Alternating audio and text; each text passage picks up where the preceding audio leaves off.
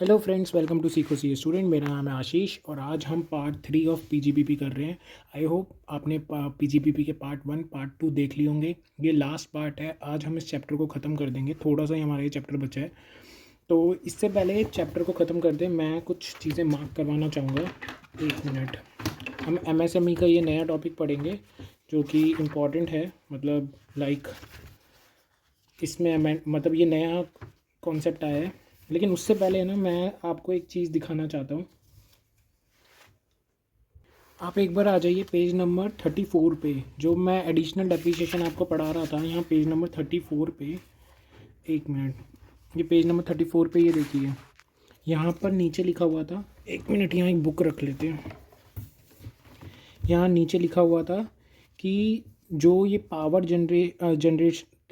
Generation undertaking होते हैं उसको एडिशनल डेप्रिसिएशन नहीं मिलता है। तो उधर एक और पॉइंट लिख लीजिए। देखो होता क्या है, जो एडिशनल ये जो पावर जनरेशन यूनिट्स होती है ना, ये या तो एसएलएम मेथड फॉलो कर सकते हैं डेप्रिसिएशन के लिए या डब्ल्यूडीवी मेथड यूज़ कर सकते हैं।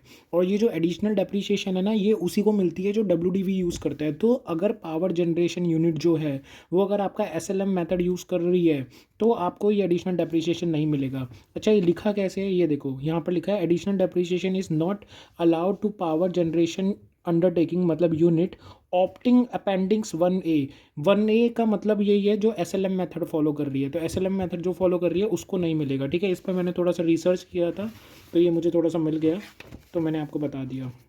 इसके अलावा आओ आप एक बार पेज नंबर 3.97 पे एग्रीकल्चर एक्सटेंशन प्रोजेक्ट मैंने आपको यहाँ पर पढ़ाया था।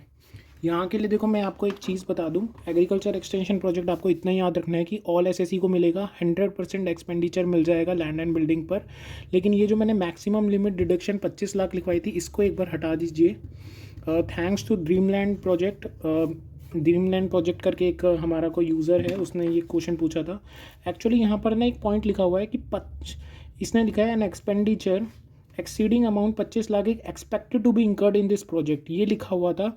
इसका कोई रेलिवेंस नहीं है, पेपर के लिए याद नहीं करना है। ये 25 लाख को भूल जाओ, कुछ नहीं। ये लिख रहा है कि हो सकता है कि इतना एक्सपेंडिचर हो जाए, इसको याद नहीं करना है। कोई 25-25 लाख यहाँ कुछ याद नहीं करना है। एक्चुअली वो मेरे ही नोट्स में थोड़ा सा मैंने गलती कर रखी थी, वो मुझे मिल गई तो मैंने वो ठीक करवा दी। ठीक है, तो ये 25 लाख का हटा दो, ये कॉन्सेप्ट ये करना ही नहीं है आपको। अब आ जाते हैं एमएसएमई में। देखो एमएसएमई होता क्या है, पेज नंबर है ये 160 3.160। देखो एमएसएमई होता क्या है। एमएसएमई में एक तो आता है माइक्रो एंटरप्राइज। माइक्रो एंटरप्राइज जिसकी investment in plant and machinery 1 crore या 1 करोड़ से कम है। ठीक है, 1 करोड़ भी हो सकती है या उससे कम हो। टर्नओवर 5 करोड़ या 5 करोड़ से कम है। और स्मॉल एंटरप्राइज वो होती हैं जिनकी investment in plant and machinery 10 crore या 10 करोड़ से कम है और टर्नओवर 50 करोड़ या 50 करोड़ से कम है। क्या हमें याद हो जाएगा, माइक्रो स्मॉल से छोटा होता है और इसमें 1, 10, 5, 50। ठीक है, investment in plant and machinery और टर्नओवर ऐसे ये करके याद कर लेना।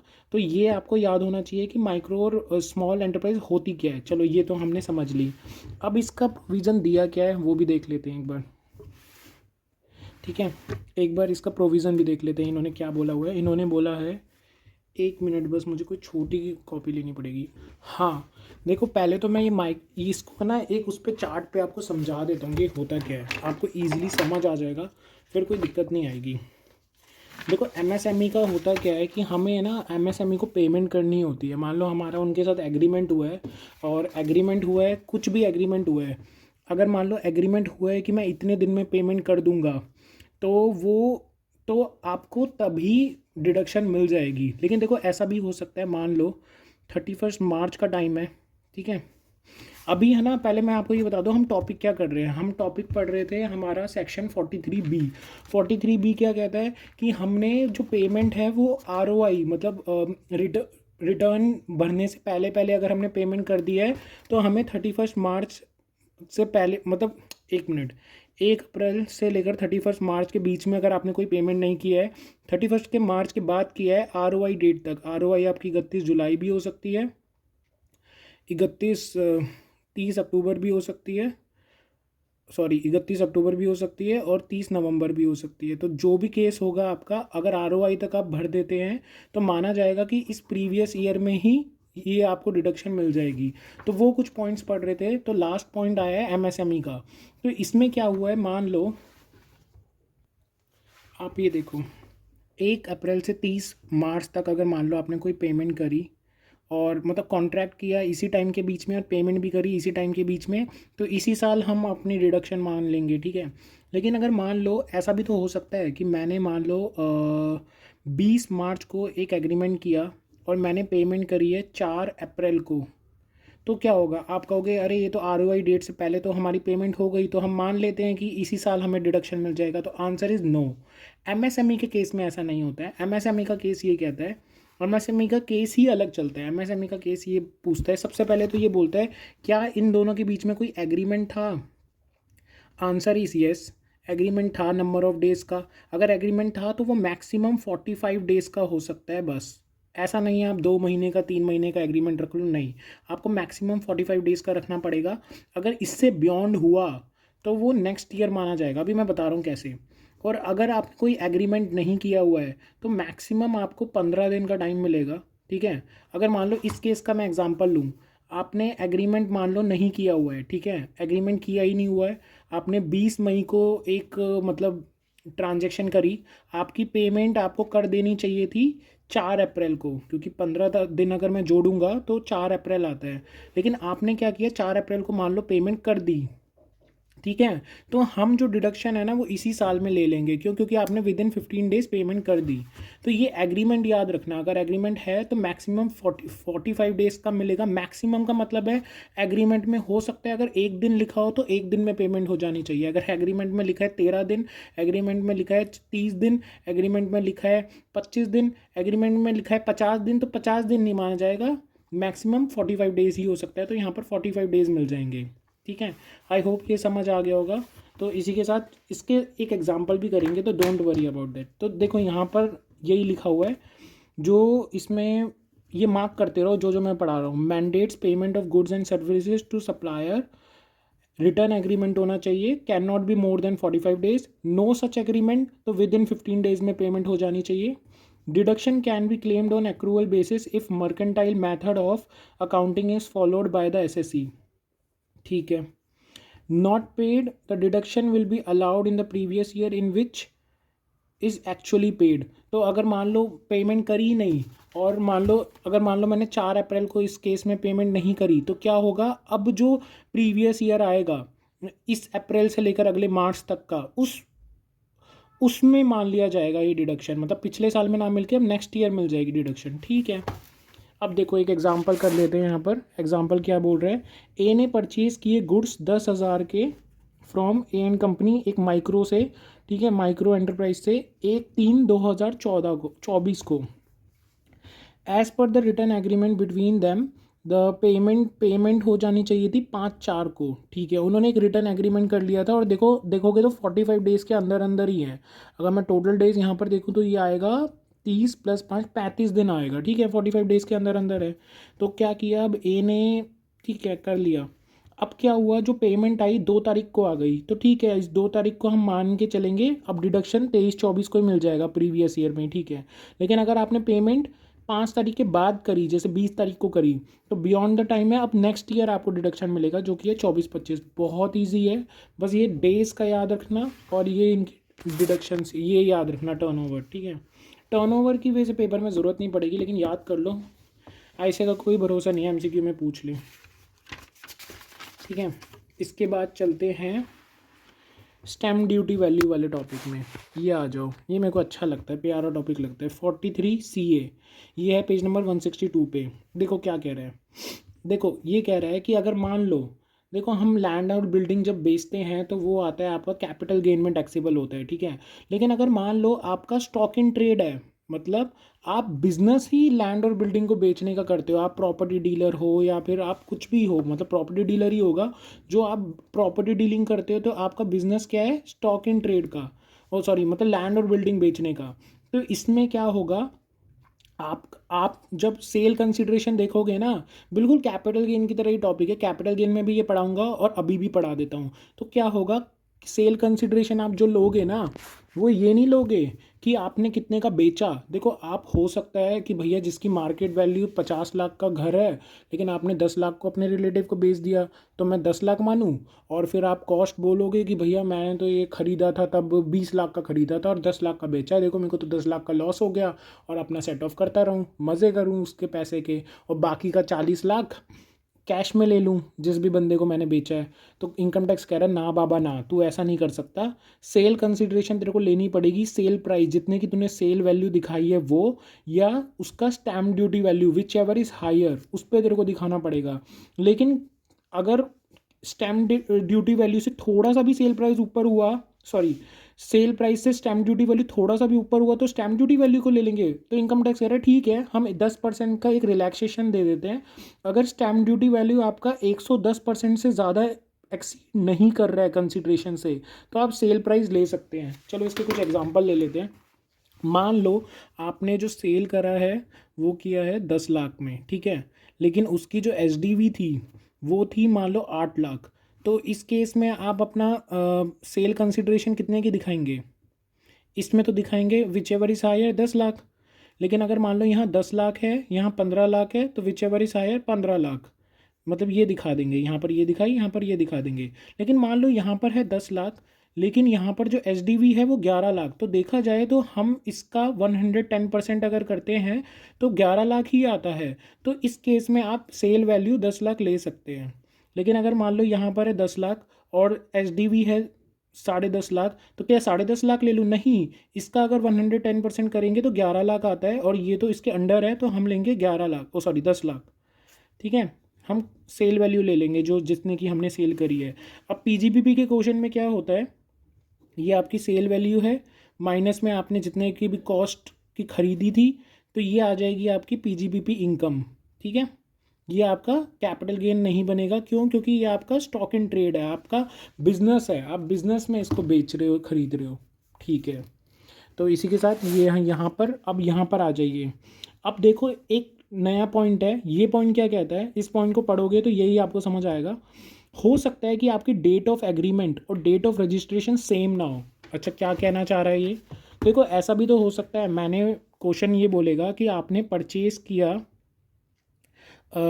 किया मान लो 1 जनवरी 2024 को, लेकिन उस दिन आपकी एसडीवी थी 50 लाख, ठीक है, और आपने जो वो किया है, परचेज़ किया है, मैंने सेल किया है, वो किया है आपने 60 लाख का। ठीक है, एसडीवी आपकी 50 लाख की थी, आपने सेल किया है 60 लाख का, लेकिन नहीं, इसको 40 लाख ले लेते हैं, 40 लाख का। ठीक है, तो एसडीवी हायर है, हम हायर लेंगे। लेकिन क्वेश्चन कहेगा रुक रुक रुक रुक, आपने 25 दिसंबर को एक है ना एग्रीमेंट कर लिया था बायर के साथ, और उस दिन आपकी एसडीवी थी बस 40 लाख। तो देखो देखो, इस केस में मैं ना आपको अब एक तरीके से सेल एग्रीमेंट के तरीके से समझाता हूँ, देखो तब आपको समझ आएगा बेटर। अभी हम ना क्वेश्चन के तरफ से नहीं चलेंगे, हम रिवर्स चलेंगे। हुआ क्या, एक मैं और मेरा एक बायर मिले, हम दोनों ने ना 25 दिसंबर को एक एग्रीमेंट किया। मैंने कहा मेरे को एक घर खरीदना है, उसने कहा मैं 40 लाख का बेचूंगा। मैंने कहा ठीक है बेच ले।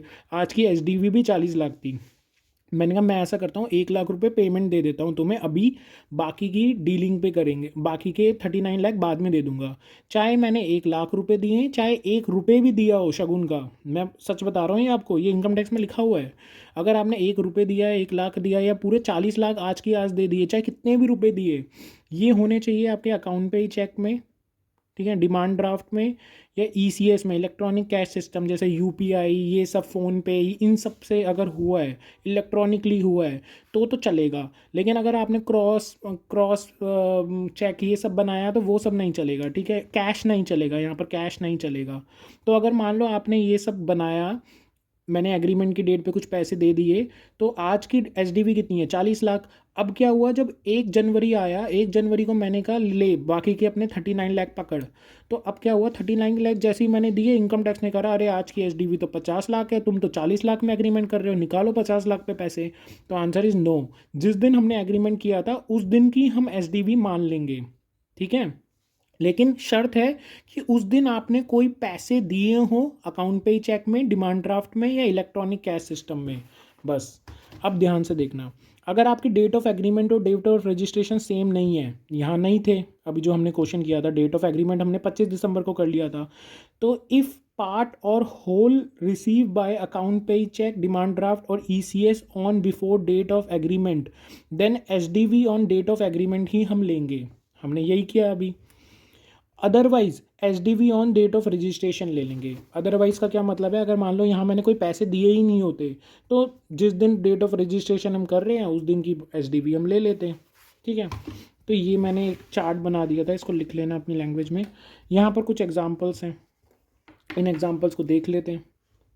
ठीक है, बाकी इसका पूरा टेक्स्ट पढ़ोगे ना, इसमें आपको यही सब मिलेगा, तो मैंने एक तरीके से आपको एग्जाम्पल के साथ और एक चार्ट के साथ समझा दिया। अब देखते हैं एग्जाम्पल क्या कहते हैं। देखो एग्जाम्पल कह रहे हैं 1/9/2023 का एग्जाम्पल है। ठीक है, एक्चुअल कंसिड्रेशन हमारी है 100 लाख की, 10 लाख रिसीव बाय अकाउंट पे ही चेक। ठीक है, 10 लाख अकाउंट पे ही चेक को आ गए थे, कब आए थे वो बता देता हूँ। वो हमारे पहले ही आ गए थे डेट ऑफ एग्रीमेंट में, जिस दिन हमने डेट ऑफ एग्रीमेंट की थी उस दिन एसडीवी थी 120 लाख की। ठीक है, तो 120 लाख की हमारी थी डेट ऑफ एग्रीमेंट पे, मतलब पुरानी डेट पे हमारी 120 थी, उस दिन हमने 10 लाख दे दिए अकाउंट पे ही चेक से, तो मतलब चलेगा, तो हम एसडीवी की तो इसी दिन की लेंगे। Stamp duty value date of registration पे थी 210 लाख, तो हम इसको नहीं लेंगे। और फुल वैल्यू ऑफ कंसिडरेशन हम क्या लेंगे, जो इसका आंसर आ रहा है वो है 120 लाख। ठीक है, ये तो बहुत सिंपल था। आगे बढ़ते हैं नेक्स्ट एग्जांपल पे। इसमें क्या कह रहा है कि 1/9 को हमने 100 लाख रुपए की वो थी कंसिड्रेशन है। ठीक है, एसडीवी इस दिन पे मतलब एग्रीमेंट के डेट पे थी 109, लेकिन उस दिन हमने है ना 10 लाख रुपए दिए, लेकिन कैश में, जो कि नहीं चलेगा। लेकिन आज की डेट की एसडीवी है 130 लाख, तो असली एसडीवी 130 लाख है जिसको हम लेंगे। ठीक है, तो इस तरीके से बाकी दो एग्जांपल है, बिल्कुल मैनेजेबल है, आप कर लोगे। ठीक है, मेरे को इतना कोई इसमें समझाना नहीं है, क्योंकि मैंने खुद ही एग्जांपल लेके समझा दिया आप लोगों को। आगे बढ़ते हैं पेज नंबर 165 पे। ये क्या कह रहे हैं, ये एक छोटा सा टॉपिक है, इसको पढ़ लेना। देखो इसमें ये कह रहा है, देखो income from construction and service contract. देखो हमारे ना दो तरह के कॉन्ट्रैक्ट होते हैं, एक तो होता है कंस्ट्रक्शन कॉन्ट्रैक्ट, एक तो होता है सर्विस कॉन्ट्रैक्ट। ये कह रहा है जब कंस्ट्रक्शन कॉन्ट्रैक्ट होता है ना, उसको तो हमेशा उसका जो प्रॉफिट है ना वो मेजर करना परसेंटेज ऑफ कंप्लीशन मेथड से, कि कितना आपका काम कंप्लीट हुआ है उसके हिसाब से मेजर करना। ठीक है, सर्विस कॉन्ट्रैक्ट में ये कह रहा है, ऐसे पढ़ो इसको, अगर आप 90 डेज से कम का कॉन्ट्रैक्ट है तो आप प्रोजेक्ट कंप्लीशन मेथड यूज़ करना, और 90 डेज से ज़्यादा का है तो आप percentage of completion method use करना। ठीक है, बस ये इतना सा ही बोल रहा है। और कॉन्ट्रैक्ट रेवेन्यू जो होता है, मतलब जो इनकम होती है, वो रिटेंशन मनी को भी इंक्लूड करती है। ठीक है, अब नेक्स्ट टॉपिक पे चलते हैं। नेक्स्ट टॉपिक क्या है, compulsory maintenance of books.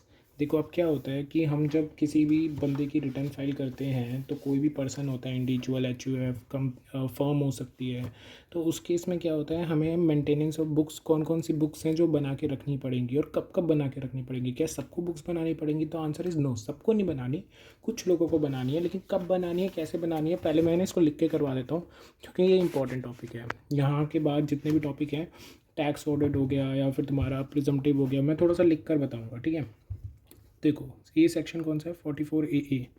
44AA में दो पार्ट्स हो जाते हैं, एक तो होता है स्पेसिफाइड प्रोफेशन। स्पेसिफाइड प्रोफेशन कौन से होते हैं मैं अभी बताऊंगा, जैसे डॉक्टर, अभी डॉक्टर समझ लो, डॉक्टर ले लो, चार्टर्ड अकाउंटेंट ले लो, ये स्पेसिफाइड प्रोफेशन ले लो। ठीक है, कितने, एक लंबी लिस्ट होती है, वो अभी मैं स्टडी मेट में मार्क करवा दूंगा। मान लो अभी हम एग्जाम्पल ले रहे हैं डॉक्टर का। ठीक है, तो स्पेसिफाइड पर्सन हो गया हमारा डॉक्टर। तो डॉक्टर का क्या होगा, तो हम ये देखेंगे कि हमारी प्रीसीडिंग प्रीवियस ईयर। अच्छा, प्रीसीडिंग प्रीवियस ईयर क्या होता है वो भी अच्छे से बता देता हूँ। ठीक है, आज के बाद प्रॉब्लम ना हो, क्योंकि इसमें लोगों को डाउट होता है। देखो हम रिटर्न कब फाइल करते हैं, हम रिटर्न फाइल करते हैं असेसमेंट ईयर, अभी क्या चल रहा है, अभी चल रहा है 24-25, मतलब हम असेसमेंट ईयर 24-25 में रिटर्न फाइल करेंगे, किसकी, प्रीवियस ईयर में जितनी हमने इनकम करवाई है, कमाई है, 23-24 में जितनी हमने इनकम कमाई है उसकी रिटर्न हम भरेंगे असेसमेंट ईयर 24-25 में। प्रीसीडिंग 3 प्रीवियस ईयर का मतलब होता है अपने जो हमारा जो प्रीवियस ईयर है ना, इससे भी पहले वाले 3 साल, मतलब यहाँ हो जाएगा 22-23, 21-22 और 20-21। तो ये होता है प्रीसीडिंग 3 प्रीवियस ईयर। ठीक है, काफ़ी लोग इसको बहुत गलत पढ़ते हैं, जो कि मुझे सही नहीं लगता है। तो ये कह रहा है कि अगर तुम्हारे सारे ऑल 3 प्रीसीडिंग प्रीवियस ईयर में अगर आपकी ग्रॉस रिसिप्ट जो है वो आपकी 1.5 लाख से ऊपर है, तीनों सालों में होनी चाहिए। ऐसा नहीं कि इन दो में हो रही है, इन दो में हो रही है, नहीं, तीनों साल में अगर 1.5 लाख से ऊपर है आपकी ग्रॉस रिसिप्ट, तो आपको कुछ बुक्स बनानी पड़ेंगी। कौन सी बुक्स बनानी पड़ेंगी वो भी मैं मार्क करवा दूंगा, जैसे कैश बुक, जर्नल लेजर, ये सब होता है, ठीक है। इसके अलावा कार्बन कॉपीज़ होती हैं, ठीक है, वो मतलब जो आपका इन्वॉइस होता है। इसके अलावा अदर केसेस देख लेते हैं। तो ये तो वो लोग हो गए, लेकिन अगर मान लो आपकी 1.5 लाख से ऊपर नहीं है ग्रॉस रिसिप्ट, किसी भी 3 प्रीवियस ईयर, मतलब प्रीसीडिंग प्रीवियस ईयर में किसी में एक में नहीं है, तो क्या होगा, तो आपको कुछ अदर, मतलब आपको ऐसी बुक्स बनानी पड़ेंगी, मेंटेन सच बुक्स जो कि एओ को इजी हो कंप्यूट करने में तुम्हारा टोटल इनकम, मतलब नेसेसरी बुक्स बनानी पड़ेंगी जिससे कि एओ कंप्यूट कर पाए। जैसे कुछ भी मैंने बना दिया, मैंने बोला मैंने तो बस जनरल बनाया था तो, और मैंने कहा कि इतनी मेरी इनकम थी नहीं, इतनी ट्रांजेक्शन थी नहीं, हो सकता है ना ट्रांजेक्शन ज़्यादा ना हो, मैंने कहा मैंने तो बस लेजर बनाया था, मैंने जनरल भी नहीं बनाया, बस मैंने लेजर बनाया था और मेरे हिसाब से इतना ठीक है कि एओ कर लेगा कंप्यूट इस पर, तो उतनी बुक्स बनानी होती है, ठीक है। इसके अलावा क्या होता है, सेकंड केस आता है हमारे अदर पर्सन। हो सकता है वो पर्सन जिनका बिजनेस मतलब प्रोफेशन नहीं है लेकिन बिजनेस है, तो वो अदर पर्सन को कब बुक्स बनानी होती है। एक पहला केस होता है इंडिविजुअल एचयूएफ का और दूसरा होता है अदर पर्सन का। इंडिविजुअल एचयूएफ के केस में बुक्स तब बना मतलब आपको बुक्स तब बनानी होती है जब आपका टर्नओवर 25 लाख से ज़्यादा होता है, या फिर आपकी पीजीबीपी इनकम 2.5 लाख से ज़्यादा होती है। किसमें, इन एनी, ये मार्क कर लो, any one of 3 preceding previous year. ये जो 3 प्रीसीडिंग प्रीवियस ईयर मैंने यहाँ पढ़ाए थे ना, ये 3 साल, इसमें से किसी भी एक साल में अगर ये कंडीशन फॉलो हो जाती है, यहाँ और है, या तो टर्नओवर 25 लाख से ज़्यादा हो जाती है या फिर पीजीबीपी इनकम 2.5 लाख से ऊपर हो जाती है, तो आपको क्या करना होता है, आपको बुक्स बनानी होती है, ठीक है। और अगर अगर ये केस नहीं फॉलो हुआ तो आप बुक्स नहीं बनाओगे, ठीक है। अदर पर्सन में क्या हुआ, अदर पर्सन मतलब जो इंडिविजुअल एचयूएफ नहीं है और प्रोफेशन तो है ही नहीं, प्रोफेशन का तो हमने डिस्कशन यहीं कर लिया, प्रोफेशन भी नहीं है और इंडिविजुअल और एचयूएफ भी नहीं है। फर्म हो सकती है लेकिन एलएल, ठीक है, फर्म हो सकती है, तो यहाँ पर फर्म हो सकती है, कंपनी हो सकती है, तो इनको क्या करना पड़ेगा, इनको बुक्स बनानी पड़ेंगी कब, जब इनका टर्नओवर एक्सीड कर रहा है, 10 लाख से ज़्यादा, या फिर पीजीबीपी इनकम एक्सीड कर रही है 1.2 लाख से ज़्यादा, ठीक है। In any one of 3 preceding previous year, ठीक है। ये भी वही हो गया कि वो प्रीवियस ईयर से पहले वाले 3 सालों में किसी में एक में भी अगर हो रहा हो, अगर अगर मान लो क्या नाम है, अगर ये फॉलो ना हो रहा हो तो फिर मेंटेन करने की कोई ज़रूरत नहीं है बुक्स, ठीक है। अगर ये फॉलो ना हो रहा हो, ठीक है, तो ये मैंने पढ़ा दिया। इसके अलावा यहाँ एक और चीज़ होती है कि बुक्स कब तक बनानी है, तो 6 असेसमेंट ईयर के बाद, मतलब जिस असेसमेंट ईयर में आप रिटर्न फाइल कर रहे हो उसके बाद 6 सालों तक आपको ये बुक्स मेंटेन करनी होती है। अगर आप किसी कंपनी में काम कर रहे हैं, वहाँ पर किसी ने बोल दिया अकाउंटेंट ने, नहीं 8 साल होती है, तो उसको बोलो वो सही कह रहा है। देखो उधर उलझने की ज़रूरत नहीं है, नहीं असेसमेंट ईयर के बाद 6 साल पढ़ाया है हमें, तो आप 8 साल कैसे कह रहे हो। एक्चुअली क्या होता है, जो अकाउंटेंट होता है ना, देखो वो इतना पढ़ा लिखा नहीं होता, बीकॉम कर रखी होती है, और वो 8 साल जो बोल रहा है वो क्या कर रहा होता है, वो प्रीवियस ईयर जो हमारा होता है 23-24, उसमें असेसमेंट ईयर 24-25 और उसके बाद के हम 6 साल गिन रहे हैं, तो वो इन दोनों सालों को भी गिनता है, तो 8 साल ऐसे हो जाता है। लेकिन तो उससे बहस करने की ज़रूरत नहीं है, लेकिन आपको अपने पेपर में याद रखना है कि असेसमेंट ईयर के बाद के 6 साल, ठीक है। तो यही टॉपिक यहाँ पर है, एक बार देख लेते हैं। मेरी पेंसिल कहाँ गई, हाँ 1 मिनट बस। तो देखो यहाँ पर क्या कह रहा है कि books of accounts and other document as enable by assessing officer to compute his total income. ये वाला पॉइंट आ गया कि मैंने कहा था ना कि अगर आपका स्पेसिफाइड प्रोफेशन है और आपका इतनी, मतलब आपका ये जो कंडीशन है ये फॉलो नहीं हो रहा है, तो आपको उतनी बुक्स बनानी पड़ेंगी जितनी असेसिंग ऑफिसर को चाहिए आपकी इनकम कंप्यूट करने के लिए, ठीक है। इसके बाद नोटिफाइड प्रोफेशन क्या होते हैं, मैंने आपको बताया था, मैंने डॉक्टर का एग्जांपल लिया था, लेकिन यहाँ पर एक पूरी लिस्ट दी हुई है, तो उस लिस्ट को आपको पढ़ना है। जैसे कि कोई भी प्रोफेशन फिल्म आर्टिस्ट का है, एक्टर है, कैमरामैन है, डायरेक्टर है, म्यूजिक डायरेक्टर है, आर्ट डायरेक्टर है, डांस डायरेक्टर है, एडिटर है, सिंगर है, लिरिक्स है, सॉन्ग राइटर है, स्क्रीन प्ले राइटर है, डायलॉग राइटर है, ड्रेस डिज़ाइनर है, प्रोफेशन ऑफ कंपनी सेक्रेटरी है, इंफॉर्मेशन टेक्नोलॉजी प्रोफेशन है, लीगल है, मेडिकल है, इंजीनियर है, आर्किटेक्ट है, अकाउंटिंग है, अकाउंटिंग कंसल्टेंट है, इंटीरियर डेकोरेटर है, ठीक है, डेकोरेशन वाला है। तो ये सारे आ जाते हैं यहाँ पर। इसके अलावा यहाँ पर लिस्ट पूरी नहीं की गई हुई तो मैंने ये एक्स्ट्रा लिख दिए। इसके अलावा ठीक है, ये लीगल मेडिकल ये सारे हो गए इसके अंदर, हाँ हो गए, ठीक है। तो मैंने लीगल मेडिकल अलग से लिख दिए थे, तो ये सारे आप पढ़ लेना, ठीक है। ठीक है, इसके अलावा यहाँ पर क्या है, यहाँ पर आ जाओ दूसरे पेज पे। दूसरे पेज पे यहाँ पर देखो यही चीज़ बोल रहे हैं कि वही ग्रॉस रिसीव आपकी 1.5 लाख से एक्सीड कर रही हो in all three immediately preceding previous year, मतलब प्रीवियस ईयर से भी पहले 3 सालों में सब में करनी चाहिए 1.5 लाख से ज़्यादा, ठीक है। तो मैंने ये मार्क कर लो। अगर आपकी न्यूली सेटअप कंपनी है, अच्छा मैंने ये नहीं पढ़ाया था ये पॉइंट, न्यूली सेटअप कंपनी अगर आपकी है तो आपकी ग्रॉस रिसिप्ट अगर आपको लग रहा है कि 1.5 लाख से ऊपर होगी इस प्रीवियस ईयर में, लग रहा है मतलब लाइकली टू एक्सीड है कि इस प्रीवियस ईयर में 1.5 लाख से ऊपर हो जाएगी। मैं होता है ना बिजनेस स्टार्ट करने से पहले मुझे लगता है कि यार इतनी टर्नओवर तो हो जाएगी 1.5 लाख से ऊपर इस साल, क्योंकि पहले 3 सालों में तो मेरी बिजनेस ही नहीं था, इसी साल तो स्टार्ट किया है। तो अगर मेरे को लग रहा है तो हाँ ठीक है, फिर मैं बुक मेंटेन शुरू से करना शुरू कर दूंगा, ठीक है। जैसे मेरी एक क्लाइंट है, मैं आपको रियल एग्जांपल बताता हूँ, उसका इतना नहीं है, उसका 70,000 कुछ अदर इनकम्स है सैलरी के अलावा। तो अदर इनकम नहीं, सॉरी, बिजनेस इनकम जो है 70,000 के करीब है। तो मैंने उसको बुक्स बनाने के लिए मना किया हुआ है, क्योंकि ज़रूरत ही नहीं है बुक्स बनाने की, हम बस रफली बुक्स बना देते हैं। अच्छा, बुक्स क्या क्या बनानी है वो यहाँ पर है, कैश बुक बनानी है, जर्नल बनाना है, लेजर बनाना है, कार्बन कॉपीज़ ऑफ बिल्स, जो भी आपका बिल होगा उसकी एक कार्बन कॉपी लगानी है अगर 25 रुपये से ज़्यादा है तो।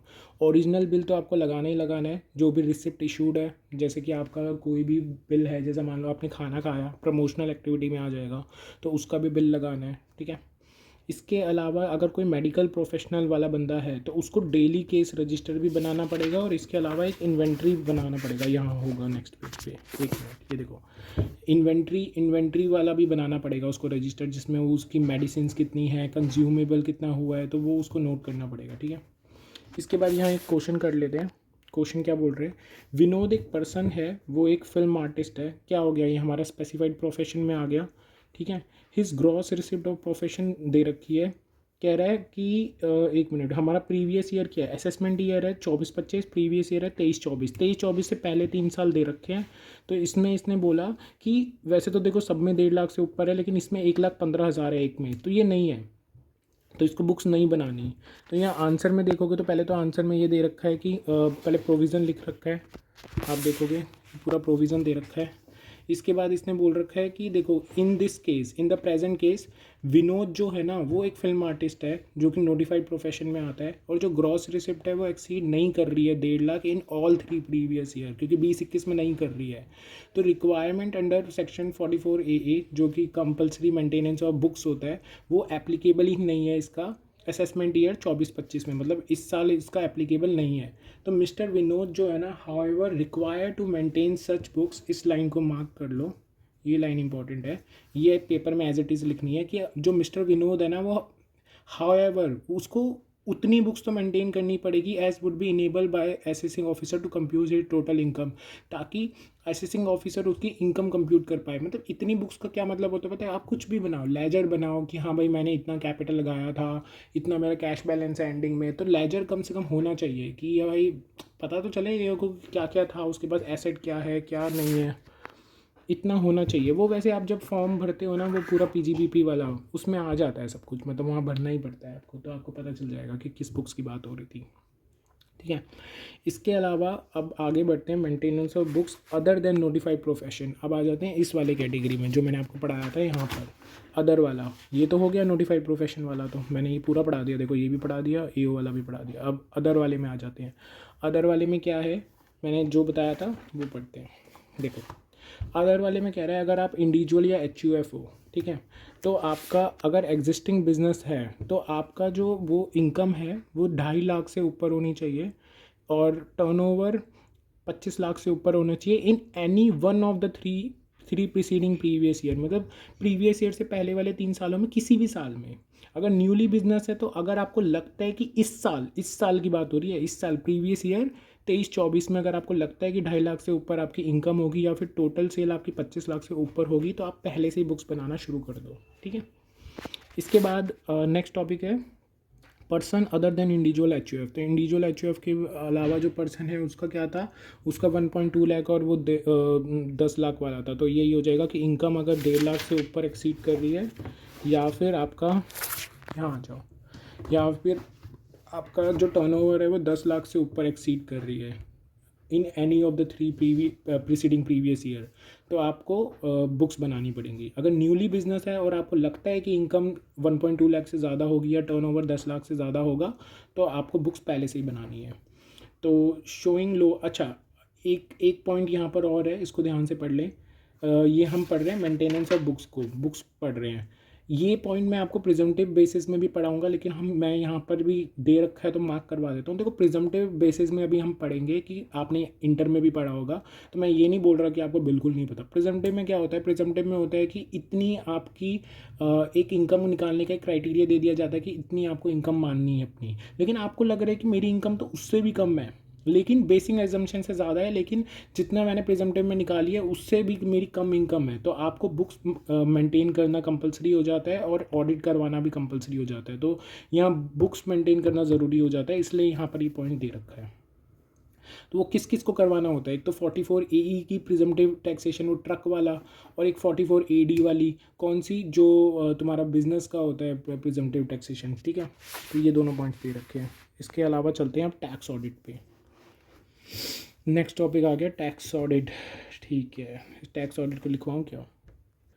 टैक्स ऑडिट तो डायरेक्ट यहाँ से ही पढ़ा देता हूँ, इसमें इतनी कुछ बड़ी बात नहीं है, बस आपको नंबर्स याद रखने हैं। देखो यहाँ पर आ जाओ नेक्स्ट पेज पे। ये कह रहा है कि अगर कोई भी पर्सन है, बिजनेस कैरी कर रहा है, ठीक है, और इसकी टोटल सेल जो है वो 1 करोड़ से ऊपर है, या फिर ग्रॉस रिसिप्ट, टर्नओवर या ग्रॉस रिसिप्ट जो है आपकी 1 करोड़ से ऊपर है, तो आपको टैक्स ऑडिट करवाना रहेगा, ठीक है। ठीक है, आगे बढ़ते हैं। लेकिन अगर आपकी कैश रिसिप्ट, यहाँ एक बार है ना याद कर लो अच्छे से, एक तो होता है आपकी कैश रिसिप्ट, और मैं सारे लिखवा रहा हूँ यहाँ पर, कैश, और क्या होता है, एक तो होता है बियरर चेक, यहाँ लिख नहीं रखा इसलिए मैं अलग से लिखवा रहा हूँ आपको, बियरर चेक, क्रॉस चेक।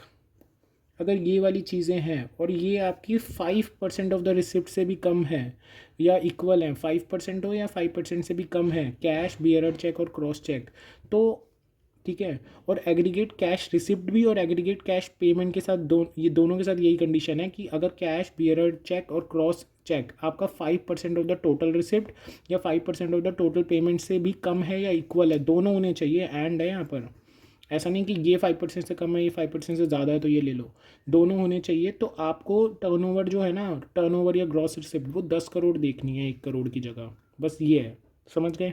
ठीक है, आगे चलते हैं। तो बस टैक्स ऑडिट में इतना ही है। एक इन्होंने ग्रॉस रिसिप्ट का अगले पेज में दे रखा होगा पक्का, पहले वो पढ़ा देता हूँ। लेकिन अगर आपकी ग्रॉस रिसिप्ट मान लो 50 लाख से ज़्यादा है, ठीक है, तो आपको टर्नओवर मतलब सॉरी टैक्स ऑडिट करवाना रहेगा। ग्रॉस रिसिप्ट 50 लाख से ज़्यादा होना चाहिए प्रोफेशन के केस में, जैसे CA, डॉक्टर, जो हमने पढ़े थे ना भी सारे प्रोफेशन, उसी की बात कर रहा हूँ। लेकिन अब बात होती है वही वाले पॉइंट्स जो मैंने आपको बताए थे प्रिजम्पटिव टैक्सेशन में, एक तो 80 AE वाला और 80 AD वाला। इसमें क्या कहता है, इसमें ये कहता है कि अगर आपका प्रॉफिट लोअर है, ठीक है, आपका प्रॉफिट आपने जितना प्रिजम्पटिव टैक्सेशन में दिखाया उससे भी कम आ रहा है, और आपकी जो बेसिक एग्जम्पशन से ज़्यादा आ रहा है और उससे कम आ रहा है, तो आपको मैंने क्या बताया था, बुक्स भी मेंटेन करनी होती है और टैक्स ऑडिट भी करवानी होती है। तो टैक्स ऑडिट में ये पॉइंट इसलिए दे रखे हैं। इसके अलावा एक पॉइंट और है, रुको, ये पॉइंट यहाँ पर है जो मैंने आपको ये प्रिजम्पटिव टैक्सेशन वाला पढ़ाया था ना, इसके नीचे है कि अगर आप मान लो प्रिजम्पटिव टैक्सेशन इसमें लेते हो, ये होता है आपका 44 ADA वाला, ठीक है, तो उसमें लेते हो और आपको लग रहा है कि मेरा प्रॉफिट लोअर है प्रिजम्पटिव टैक्सेशन में, तो आप यहाँ पर क्या कर लो, बुक्स भी बनाओ और अपना टैक्स ऑडिट भी करवाओ, ठीक है। तो ये भी ईजी था, प्रिजम्पटिव टैक्सेशन में भी और क्लियर हो जाएगा, ठीक है। नॉन एप्लीकेबिलिटी क्या कह रही है, the requirement of tax audit do not apply to a person who drives income nature of 44 AB और BBA, ठीक है। ये इस वाले पॉइंट को छोड़ दो, ठीक है, ये नॉन एप्लीकेबिलिटी वाले का इतना इंपॉर्टेंट नहीं है, मैं इस सेक्शन को देखोगे तो मिल जाएगा वैसे इतना, बट इतना कोई पेपर के लिए या फिर वैसे इंपॉर्टेंट नहीं है, हमारे सिलेबस में ही नहीं दे रखा वो पॉइंट, मैं क्या करूँ। अच्छा, एक पीनल प्रोविज़न है, पीनल प्रोविज़न क्या कहता है, अगर मान लो आपने टैक्स ऑडिट नहीं करवाई, इसको मार्क कर लो, क्योंकि काफ़ी सारे टीचर्स ने तो ये अपने नोट्स में दे ही नहीं रखा, पता नहीं क्यों, मेरे को नहीं पता। तो इसमें क्या कह रहा है कि कुछ टीचर्स ने दे रखा है, अच्छे अच्छे टीचर्स दो हैं। पीनल प्रोविज़न क्या कह रहा है कि मान लो आपने टैक्स ऑडिट नहीं करवाई तो क्या होगा, आपने टैक्स ऑडिट टाइम पे नहीं करवाई तो क्या होगा, आपको पेनल्टी देनी पड़ेगी 0.5% ऑफ टोटल सेल और 1.5 lakh which ever is lower. तो अगर आपका मान लो सेल का 0.5% अगर मान लो 1.5 लाख से कम आ रहा है तो उतनी पेनल्टी देनी पड़ेगी, 1.5 लाख से ज़्यादा आ रहा है तो 1.5 लाख तो देना ही पड़ेगा आपको एज ए पेनल्टी। ठीक है, तो ये आपको पीनल प्रोविज़न लर्न करना रह जाएगा। मेरे को सच में समझ नहीं आता यार, काफ़ी टीचर ऐसी ऐसी चीज़ें कवर क्यों नहीं करते। मान लो ये एमसीक्यू में आ गया, फिर क्या करोगे, या फिर तुम्हारा टैक्स ऑडिट का कोई क्वेश्चन ही लग गया, वैसे लग तो नहीं सकता लेकिन अगर मान लो लग गया और पेनल्टी पूछ ली, वैसे तो ये ज़्यादातर चांसेस है एमसीक्यू या केस स्टडीज़ में आ जाए, तो यार ये आ गया तो फिर तुम करोगे क्या। मेरे को तो सच में समझ नहीं आता कुछ टीचर्स का कि वो चाहते क्या है। और मैं उन बड़े बड़े टीचर्स की बात नहीं कर रहा हूँ यार, बड़े बड़े टीचर्स बहुत अच्छे हैं, उन्होंने बहुत मेहनत करी है, वो तभी बड़े बने हैं, सच बता रहा हूँ। लेकिन कुछ छोटे छोटे टीचर्स हैं जो आजकल शॉर्ट नोट्स ले आते हैं मार्केट में। मैंने उनके जब नोट्स पढ़े थे ना, सच में उसमें मेरे को ये मिला नहीं था, और शॉर्ट नोट्स में नहीं जाना चाहिए, इसलिए मैं बोलता हूँ अगर बड़े बड़े टीचर्स हैं जिनके इतनी बड़े बड़े नोट्स हैं तो वो बड़े बड़े नोट्स बना रहे हैं, तो भाई उनका रीज़न है बड़े बड़े नोट्स बनाने का। हमें लगता है कि नहीं यार शॉर्ट नोट से पढ़ लेना चाहिए, जल्दी पास हो जाएंगे, तो ऐसा कुछ भी नहीं होता है। चलो अब आ जाते हैं प्रिजम्पटिव टैक्सेशन की तरफ। प्रिजम्पटिव टैक्सेशन वो टैक्सेशन है जब हमें लग रहा है कि नहीं यार अगर मैं ऐसे बिजनेस की इनकम ऐसे निकालूंगा जहाँ पर मेरी इनकम माइनस एक्सपेंसेस, तो उसकी वजह से मेरा बहुत ज़्यादा टैक्स आएगा, तो गवर्नमेंट ने कहा कोई बात नहीं, तो प्रिजम्पटिव के हिसाब से बना दे। प्रिजम्पटिव में किस किस को डाला, एक तो बोला कि रेसिडेंट अगर इंडिविजुअल है, HUF है, फर्म है, लेकिन LLP नहीं होनी चाहिए, नॉट LLP। फर्म चलेगी, पार्टनरशिप फर्म चलेगी, बट LLP नहीं होनी चाहिए। वो डिडक्शन क्लेम नहीं कर सकती, एक तो SEZ का, और चैप्टर 6A की जितनी भी अंडर सी डिडक्शन है, मतलब ये अंडर सी डिडक्शन वो वाली हैं, क्या नाम है, इनकम डिडक्शन जितनी भी हैं आपकी कौन कौन सी हैं, ये आपकी वो है, मैं आपको बताऊं तो मेरे को याद है, एक मिनट। एक तो वो है स्टार्टअप वाली है, और हाउसिंग प्रोजेक्ट है, न्यू एम्प्लॉयज़ वाली है, डिविडेंड वाली है, रॉयल्टी वाली है, वो वाली डिडक्शन नहीं मिलेंगी। नॉन एप्लीकेबिलिटी में क्या क्या आ जाएगा, हाँ, और किस किस लोगों को नहीं मिलेगी, एक तो प्रोफेशन वाले लोगों को नहीं मिलेगी, जो मैंने आपको बताए थे ना भी सारे प्रोफेशन, उनको नहीं मिलेगी ये 44AD वाली, मतलब उनको बुक्स बनाना ज़रूरी रहेगा, उनको बुक्स बनाना तभी ज़रूरी रहेगा जो हम उनकी टर्नओवर अगर एक्सीड करेगी, जो मैंने उनकी टर्नओवर पढ़ाई थी। ठीक है, उसके अलावा इन उन प्रोफेशंस को नहीं मिलेगी। कमीशन और ब्रोकरेज एजेंट्स जो होते हैं, कमीशन और ब्रोकरेज वाले जो बिज़नेस होते हैं उनको नहीं मिलेगी, सॉरी एजेंट बोल दिया मैंने यहाँ पर, कमीशन और ब्रोकरेज जो बिज़नेस होते हैं उनको नहीं मिलेगी, और एजेंसी बिज़नेस को नहीं मिलेगी, एजेंसी बिज़नेस अलग है, इसको मैंने मिक्स कर दिया गलती से। आगे बढ़ते हैं।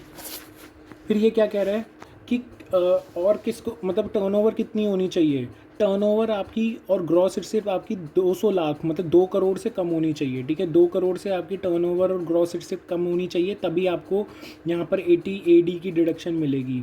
और यहाँ पर ये कह रहे हैं कि 80AE वाले यहाँ पर नहीं आएंगे, जो ट्रक वाले लोग हैं ना, ट्रक वाले लोग अपने 80AE में प्रिजम्पटिव टैक्सेशन में लेंगे, वो यहाँ 44AD वाले प्रिजम्पटिव टैक्सेशन में नहीं लेंगे। ठीक है, लेकिन अगर आपकी जो ग्रॉस रिसिप्ट्स हैं, मतलब जो कैश रिसिप्ट्स हैं, वो आपकी कैश में 5% से कम है, मैं किसकी बात कर रहा हूँ, या रिसिप्ट्स की बात कर रहा हूँ, मैंने पेमेंट की बात नहीं करी, बस रिसिप्ट की बात करी है। ठीक है, अगर वो आपकी कम है कितने 5% से, तो आपका जो ये टर्नओवर है ना वो 2 करोड़ की जगह 3 करोड़ हो जाएगा। तो आप अगर 2 करोड़ से ऊपर हैं, 3 करोड़ के अंडर हैं, तो भी आप 44AD में डिडक्शन ले सकते हैं। ठीक है, इसके अलावा आगे बढ़ते हैं। हाँ, तो आपकी प्रेजेंटिंग इनकम कितनी रहेगी, तो प्रेजेंटिंग इनकम क्या रहेगी आपकी 8% ऑफ द टर्नओवर, जितनी भी आपकी टर्नओवर है उसका 8% रहेगी।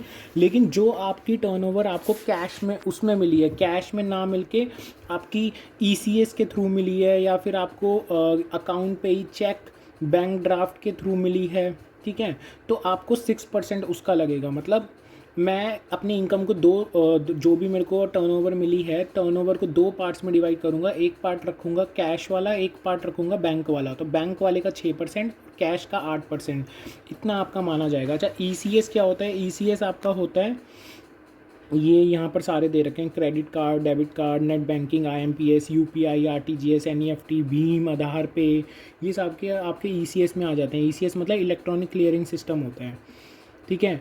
ये आपका due date of return filing से पहले पहले आपका ये आना जाना चाहिए पैसे, ठीक है। ये भी लिख रखा है यहाँ पर, ठीक है। इसके आगे चलते हैं। Non allowability of deduction while computing presumptive income.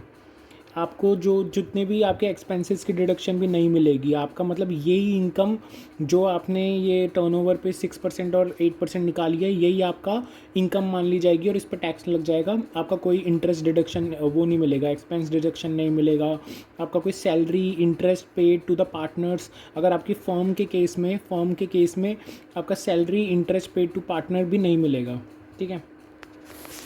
Requirement to maintain books और टैक्स ऑडिट, ये आ गया ना ये वाला पॉइंट। अब ये क्या कह रहा है कि अगर मान लो आपको लग रहा है कि आपने जो प्रॉफिट डिक्लेयर किया है, ठीक है, वो आपका मतलब ज़्यादा है, असली जो आपका प्रॉफिट है वो कम है, ठीक है, तो आपको बुक्स नहीं बनानी मतलब बुक्स बनाने की ज़रूरत पड़ जाएगी और आपको ऑडिट भी करवाना ज़रूरी हो जाएगा। यहाँ पर यही सब कुछ लिखा है, एक बार पढ़ लेना। यहाँ पर एक और एक चीज़, ये लोएस्ट प्रॉफिट का हो गया। यहाँ पर एक पैरा है यहाँ से लेकर यहाँ तक। ये क्या कह रहा है कि 44 AD अगर आप ले लेते हो तो 5 साल तक आपको लेना पड़ेगा 44 AD, ठीक है। अगर मिस हो गया किसी भी साल में तो आप 5 साल के लिए फिर एलिजिबल नहीं होगे। एक बात ये भी समझ लो, जो 44 AD में ये प्रेजेंटिव में लिखते हो, ये 5 साल तक लेना पड़ेगा टोटल लगातार। अगर किसी भी एक साल में आपने कहा नहीं इस बार मैं प्रेजेंटिव में नहीं ले रहा, तो अब आप 5 साल तक नहीं ले सकते दोबारा। अब क्वेश्चन इज़ कि एक मिनट, ऑडिट और बुक्स ये भी अच्छा, ठीक है, ये भी हो गया हमारा। बेसिक एग्जामिशन से ज़्यादा होना चाहिए, ठीक है, ये भी हो गया हमारा पॉइंट। इसके अलावा एडवांस टैक्स का एक पॉइंट है कि आपको जो एडवांस टैक्स है ना वो 15 मार्च तक देना है। 15 मार्च में ही देना है। एक्चुअली क्या होता है, एडवांस टैक्स साल में 4 बार जाता है, आपको भी पता है। एक तो क्या होता है अप्रैल मई जून, 15 जून को, फिर जुलाई अगस्त सितंबर, 15 सितंबर को, 15 दिसंबर को और 15 मार्च को जाता है हमारा एडवांस टैक्स। तो इस केस में बस एक ही बार एडवांस टैक्स जाएगा, वो है 15 मार्च को, ठीक है। इसके अलावा कोई पॉइंट है नहीं, इसके अलावा कोई पॉइंट नहीं है, ये ख़त्म हो गया हमारा। अब आ जाते हैं 44 ADA में। 44 ADA किसका है, ये है उन लोगों का जिनकी ग्रॉस रिसिप्ट होती है, मतलब प्रोफेशनल वाली इनकम होती है। मतलब यहाँ पर तो हमने 44 AD में तो हमने प्रोफेशनल वाले लोग हटा दिए थे, लेकिन अब प्रोफेशनल वालों के लिए हमने 44 ADA बनाया। काफ़ी सारे, मैं बताऊँ एक दिक्कत बताता हूँ, मैं अपनी प्रैक्टिकल लाइफ में बता रहा हूँ। मैंने काफ़ी लोगों को देखा है 44 AD अप्लाई करते हुए। जैसे किसी की बिजनेस इनकम है तो 44 AD अप्लाई कर रहे होंगे, लेकिन किसी की प्रोफेशन इनकम है तो 44 AD अप्लाई ही नहीं कर रही। मेरे को नहीं समझ आता क्यों। मतलब ये प्रैक्टिस का मेरे को प्रॉब्लम लगता है कि काफ़ी लोग पता नहीं इसकी प्रैक्टिस क्यों नहीं करते। वो अपना लगे पड़े हैं अपनी क्लाइंट्स की वही वाली मतलब इनकम निकालने में, जो कि एज अ प्रोफेशन में निकाली जाती है, बिजनेस प्रोफेशन में। वो ये 44 ADA का बेनिफिट ही नहीं ले रहे हो। मुझे नहीं समझ आता क्यों। क्योंकि फ़र्स्ट टाइम जब मैंने लिया था तो मेरे को 6 चार्टर्ड अकाउंटेंट्स ने मना कर दिया था कि मत लो। क्यों मत लो पता नहीं, वो कह रहे ऐसा होता ही नहीं है। फिर मैंने कहा 44 ADA बना तो है, क्यों नहीं होता। मैंने लिया और कोई हमें नोटिस नहीं आया और बिल्कुल सही लिया। फिर एक बड़े CA से चेक करवाया, उन्होंने कहा बिल्कुल ठीक है। ये फ्रेशर CA थे जिनसे मैंने पहले चेक करवाया था 6 CA से। तो 44 ADA में क्या होता है, आपका जो वो होना चाहिए ना, प्रोफेशन वाला बिजनेस होना चाहिए, जितना भी मेडिकल, आर्किटेक्ट, मतलब जो मैंने आपको पहले पढ़ाया था, ठीक है। इंडिविजुअल, रेसिडेंट इंडिविजुअल के लिए होता है और आपका पार्टनरशिप फर्म के लिए होता है, लेकिन LLP नहीं होना चाहिए। जो मैंने यहाँ पढ़ाया था सेम वही है। तो इसमें क्या होगा आपका, ये देखो नेक्स्ट पेज पे आ जाओ। इसमें होगा आपका जो ग्रॉस रिसिप्ट है वो 50 लाख से कम होनी चाहिए, तभी आप ये ले सकते हो 44 ADA। 50 लाख से ऊपर हो तो आप ये प्रिजम्प्टिव टैक्सेशन नहीं ले सकते। फिर आपको पूरा वो बिज़नेस का वो बनाना पड़ेगा, ये मेरी इनकम है, ये मेरे एक्सपेंसेस हैं, और फिर हमें अपना नेट प्रॉफिट निकालना पड़ेगा। तो यहाँ पर क्या होगा, यही 50 लाख 75 लाख हो जाएगा अगर आपकी कैश रिसिप्ट जो है, आपकी कैश रिसिप्ट है वो 5% या 5% है, या फिर 5% के से कम है ग्रॉस टोटल रिसिप्ट से। उसमें कैश में या फिर क्रॉस चेक में और बियर चेक में, जो मैंने आपको पढ़ाया था, ठीक है। इसके अलावा आगे बढ़ते हैं। इधर आपकी प्रेजेंट इनकम कितनी होगी, जितना भी आपकी रिसिप्ट है, ग्रॉस रिसिप्ट है, उसका 50% ले लो, वो आपकी प्रेजेंटिव इनकम बन जाएगी, ठीक है। आगे बढ़ते हैं। इसमें भी आपको डिडक्शन नहीं मिलेंगे, सेम है, सब कुछ सेम है, आगे बस में मार्क करते रहना। और आपको अगर लग रहा है आपका प्रॉफिट कम है, लोअर है, तो आपको बुक्स भी मेंटेन करनी पड़ेगी और आपको ऑडिट भी करवाना पड़ेगा, लेकिन आपकी जो इनकम है वो बेसिक एग्जम्पशन लिमिट से ज़्यादा होनी चाहिए। बस ये भी ख़त्म है। और इसमें भी आपको जो एडवांस टैक्स है वो एक ही बार जमा करवाना है, वो है 15 मार्च। ठीक है, बस ये भी ख़त्म हो गया टॉपिक। अब आते हैं 44AE में, last topic of the presumptive taxation. 44AB क्या कहता है, अगर आपके पास ट्रक्स हैं जो कि 10 से ज़्यादा नहीं है, गुड्स कैरेजेस का मतलब वही होते हैं, ट्रक्स होते हैं, ठीक है, जो गुड्स माल को ढोने के लिए काम आते हैं। तो आपके अगर 10 से ज़्यादा नहीं है प्रीवियस ईयर में, तो आप 44AE में ले सकते हो। अच्छा, इसमें क्या होगा, आपका बिजनेस जो होना चाहिए, यहाँ देखिए, बिजनेस जो आपका होना चाहिए वो प्लाइंग, हायरिंग और लीजिंग ऑफ गुड कैरेजेस होना चाहिए। हो सकता है प्लाइंग, हायरिंग और लीजिंग ऑफ, ठीक है, आप लीज कर रहे हो गुड कैरेजेस को, या फिर आप हायर कर रहे हो, हायर पे खुद चला रहे हो, आपने किसी से मतलब वो किराए पे लिया है, या प्लाइंग आप खुद से वो बिज़नेस कर रहे हो, ठीक है, तो होना चाहिए। कितना आपकी प्रिजम्प्टिव इनकम कितनी आ जाएगी, या तो देखो, अगर आपका हैवी व्हीकल है, हैवी व्हीकल का मतलब होता है 12 टन से ज़्यादा, मतलब 12,000 किलो से ज़्यादा अगर आपका हैवी व्हीकल है, तो आपको 1000 पर टन ग्रॉस वेट, जितना भी आपका है उसका 1000 पर टन ले लेना है, ग्रॉस वेट और अनलेडन वेट, ठीक है, एवरी मंथ लेना है, और पार्ट ऑफ द मंथ लेना है। पार्ट ऑफ द मंथ का मतलब, अगर मान लो 2 महीने और 2 दिन है, तो मैं उसको 3 महीने लूँगा, ठीक है, ये याद रखना। 2 महीने 15 दिन है तो 3 महीने लूँगा, 2 महीने 1 दिन है तो भी 3 महीने लूँगा। तो ये एवरी मंथ 1000 रुपये पर टन लेना है, ग्रॉस वेट या अनलेडन वेट का, और हर महीने लेने हैं, ठीक है। इसका क्वेश्चन देखोगे तो समझ आ जाएगा, अभी तो बस पढ़ लो। इसके आगे है, और अगर आपका अदर व्हीकल है, मतलब हैवी व्हीकल नहीं है, तो आपको 7500 रुपीज़ ले लेने हैं चुपचाप। आपको इसमें कोई टन वन नहीं देखना है, 7500 रुपये ले लेना है पर मंथ का, और पार्ट ऑफ द मंथ का। पार्ट ऑफ द मंथ का वही मतलब है, ठीक है, कि 2 महीने अगर 3 दिन है तो भी 3 महीने ही लेने हैं उसको। इसमें आपको salary, interest to the partner का डिडक्शन मिल जाएगा। ये स्टार पॉइंट है यहाँ का, मैं सच बताऊँ तो। यहाँ पर तो नहीं मिल रहा था, यहाँ पर आपको एक्सपेंसेस नहीं मिल रहे थे। ये एक्सपेंसेस तो देखो तीनों में ही नहीं मिलेंगे, ना 44AD में मिलेंगे, ना 44ADA में मिलेंगे, ना 44AE में मिलेंगे। एक्सपेंसेस तो आपको तीनों में ही नहीं मिलेंगे, लेकिन 44AD में आपको और 44ADA में आपको फर्म में जो भी आप सैलरी पे कर रहे हो, इंटरेस्ट पे कर रहे हो पार्टनर्स को, वो भी नहीं मिलेंगे। लेकिन 44AE में आपको salary, interest to the partner मिल जाएगा। अच्छा, ये पॉइंट क्यों इतना इंपॉर्टेंट है, जब MCQ में आता है ना, बच्चे नहीं कर पाते हैं। क्यों? क्योंकि सबको याद होता है कि फर्म का इंटरेस्ट और सैलरी तो माइनस होता ही नहीं है, लेकिन 44AE मतलब ये ट्रक वाले केस में होता है, ठीक है, ये याद रखना। इसके अलावा अगर आपको बुक्स नहीं मेंटेन करनी है, बुक्स मेंटेन कह रहा हूँ, आपको अगर प्रॉफिट आपका कम आ गया है, तो ये भी सेम केस है कि आपको बुक्स मेंटेन करनी पड़ेगी और टैक्स ऑडिट करवाना पड़ेगा, अगर आपको लग रहा है कि प्रिजम्प्टिव टैक्सेशन से भी आपका कम प्रॉफिट आया है, ठीक है। इसके बाद क्या कह रहा है, हाँ, एडवांस टैक्स का मैं बता देता हूँ। इसको चारों इंस्टॉलमेंट देनी पड़ती है। इसका एक मतलब, इसमें तो ये था कि 15 मार्च, इसमें भी 15 मार्च एक ही इंस्टॉलमेंट में सारा टैक्स देंगे। इसमें ऐसा नहीं है, इसमें आपको एडवांस टैक्स नॉर्मल की तरह ही भरना है, चारों टैक्स लेना है। नेक्स्ट पेज पे आ जाओ। नेक्स्ट पेज पे वही हैवी व्हीकल और ग्रॉस वेट और अनलेडन वेट बता रखा है क्या होता है। हैवी व्हीकल होता है आपका 12 टन से ज़्यादा। ग्रॉस व्हीकल वेट होता है आपका जो भी टोटल वेट होता है, मतलब आपकी गाड़ी प्लस उसमें जो भी लोड कर रखा है आपने सामान, उसका भी, ठीक है, वो होता है ग्रॉस वेट। अनलेडन वेट क्या होता है, ट्रेलर इंक्लूडिंग ऑल इक्विपमेंट। तो आपको इतना याद रखना है इसके लिए। अब इसका एक एग्जांपल है, आप इसको देख लेना, मैं आपको करवाऊँ क्या ये एग्जांपल। चलो नहीं, वैसे इसका नहीं है ये एग्जांपल, ये आपका 44AD का है। चलो देख लेते हैं एक बार क्या कह रहे हैं। टर्नओवर है आपकी असेसमेंट ईयर 24-25 में, मतलब 23-24 प्रीवियस ईयर में आपकी टर्नओवर है 180 लाख, ठीक है। आपका रिसीव हुआ है इलेक्ट्रॉनिक मोड के थ्रू 160 लाख। इनकम आपकी है, इनकम जो आपने खुद ने निकाली है वो है 11,20,000। तो आपने देखा कि कितना मेरे को रिसिप्ट हुआ है, मतलब ये तो इलेक्ट्रॉनिक मोड है। कैश मोड में आपको कितना रिसिप्ट हुआ है वो आ रहा है आपका, नहीं आप ये छोड़ दो, कैश मोड छोड़ दो। आपका ग्रॉस रिसिप्ट मतलब आपका वो है प्रिजम्प्टिव टैक्सेशन, आपका प्रिजम्प्टिव टैक्सेशन कितना आ रहा है, वो आ रहा है 6% तो लेंगे हम अपना इलेक्ट्रॉनिक वाला और 8% लेंगे हम कैश वाला, तो ये ले लिया, ठीक है। Often present registration scheme 44 AD। इस क्वेश्चन को ऐसे सॉल्व करना है, एक्चुअली मैंने एक बार सॉल्व किया है।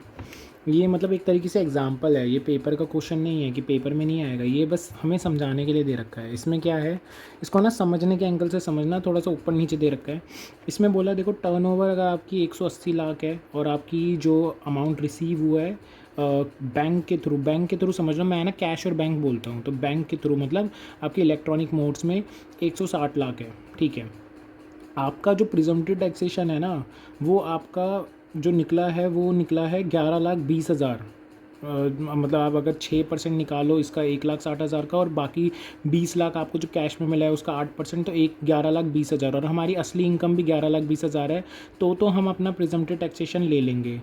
सेकंड वाले केस में भी यही है, हमारा 12.3 आ रहा है, यहाँ भी 12.3 है, तो आप प्रिजम्प्टिव टैक्सेशन ले लेंगे। लेकिन थर्ड केस में पता है क्या है, थर्ड केस में एक तो 2 करोड़ टर्नओवर है, 2 करोड़ तो चलेगा हमें, 3 करोड़ भी हो जाता है तब जब हमारा रिसिप्ट जो है वो 5% से, रिसिप्ट और पेमेंट है वो 5% से कम है कैश वाली, ठीक है, तब 3 करोड़ भी चल जाता है। लेकिन ये वो वाला केस नहीं है, मैं आपको ऐसे ही पढ़ा रहा हूँ।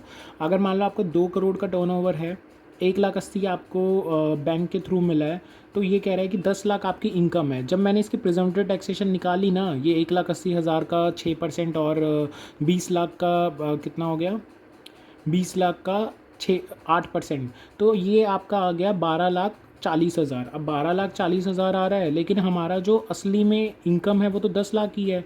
तो मैंने कहा कि देखो अब 10 लाख की इनकम है, लेकिन अब प्रिजम्प्टिव टैक्सेशन में तो इतनी आएगी, तो मैं प्रिजम्प्टिव टैक्सेशन के हिसाब से तो नहीं लूँगा। नो है, आंसर इज़ नो, हम प्रिजम्प्टिव टैक्सेशन के हिसाब से नहीं लेंगे, हम नॉर्मल तरीके से ही लेंगे। इसमें आपको बुक्स भी मेंटेन करनी पड़ेगी, आगे आंसर में दे रखा है, आपको बुक्स भी मेंटेन करनी पड़ेगी और आपको टैक्स ऑडिट भी करवाना पड़ेगा। और इस साल आप बाहर हो गए, ये 26-27 असेसमेंट ईयर में आप अगर बाहर हो गए इस वाली स्कीम से, 44 AD वाले प्रिजम्प्टिव टैक्सेशन से, तो अब आपको 5 सालों तक आप प्रिजम्प्टिव टैक्सेशन में नहीं आ सकते, ठीक है। ये लाइन इंपॉर्टेंट थी, ठीक है। हम नेक्स्ट वाले क्वेश्चन में चलते हैं।